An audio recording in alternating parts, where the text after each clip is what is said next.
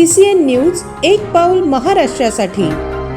शहरातील डॉक्टर बाबासाहेब आंबेडकर मागासवर्गीय मुलांचे वसतिगृह येथे गॅस सिलेंडर संपल्याने स्वयंपाकासाठी पुन्हा चुलीचा आधार घ्यावा लागत असल्याची परिस्थिती निर्माण झाली आहे। वसतिगृहातील विद्यार्थ्यांच्या जेवणाची व्यवस्था करण्यासाठी महिलांना लाकडावर चूल पेटवून स्वयंपाक करावा लागत असून वाढत्या तापमानात हा कामाचा ताण अधिकच वाढला आहे। सध्या उन्हाची तीव्रता वाढत असताना स्वयंपाकघरात चुलीसमोर उभे राहून स्वयंपाक करणे महिलांसाठी मोठे आव्हान ठरत आहे। लाकूड जळाल्याने मोठ्या प्रमाणात धूर होत असून त्याचा परिणाम महिलांच्या आरोग्यावर होत आहे। धुरामुळे डोळ्याची जळजळ, पाणी येणे तसेच श्वास घेण्यास त्रास होत असल्याची माहिती स्वयंपाक करणाऱ्या महिलांनी दिली आहे। वसतिगृहात राहणाऱ्या विद्यार्थ्यांच्या जेवणाची व्यवस्था वेळेवर व्हावी म्हणून महिलांनीही कसरत करावी लागत आहे। मात्र गॅस सिलेंडरचा तुटवडा दूर न झाल्यास पुढील दिवसात अडचणी वाढण्याची शक्यता व्यक्त केली जात आहे। काही नागरिकांनी सांगितले की शासनाने अशा वसतिगृहांकडे विशेष लक्ष देऊन गॅसचा नियमित पुरवठा करणे आवश्यक आहे।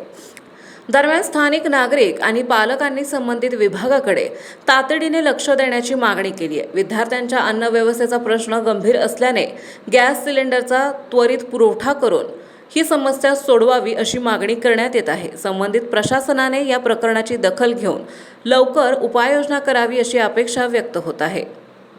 डॉक्टर बाबासाहेब आंबेडकर मागासवर्गीय मुलांचे शासकीय वसतिगृह चिखली, जिल्हा बुलढाणा। माझं नाव विनोद सुरेश शिंदे, प्रभारी गृहपाल आहे मी 2.5 वर्षापासून। आमची मागणी अशी आहे की सध्या स्थित वसतिगृहात आपले 75 विद्यार्थी दरवर्षी प्रवेशित असतात। त्यामधून आता 10वीचे आणि 12वीचे विद्यार्थी गेल्यामुळं सध्या 54 विद्यार्थी हजर आहेत। रोज 2 टाइमचं जेवण वगैरे चालू आहे।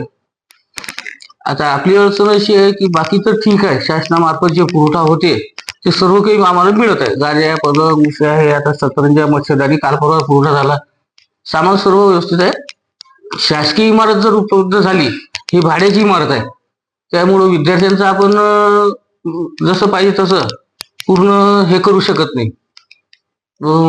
माझ्या मतानुसार शासकीय जमीन जर उपलब्ध झाली, जसं ओळखीला माझी मागणी आहे, पत्रव्यवहार सगळं झालेला आहे। आमचे सहाय्यक आयुक्त समाज कल्याण बुलढाणा मनोजी मेड सर यांचं भरपूर सहकार्य आहे, ते पण करायला लागले प्रयत्न। पत्रव्यवहार भरपूर झालेला आहे। शासकीय जमीन जर मिळाली तर विद्यार्थ्यांच्या सोयी सुविधेसाठी एकदम उत्तम होईल असं माझं मत आहे। CCN news editor chief Gopal Tupkar, Chikhli, Buldhana.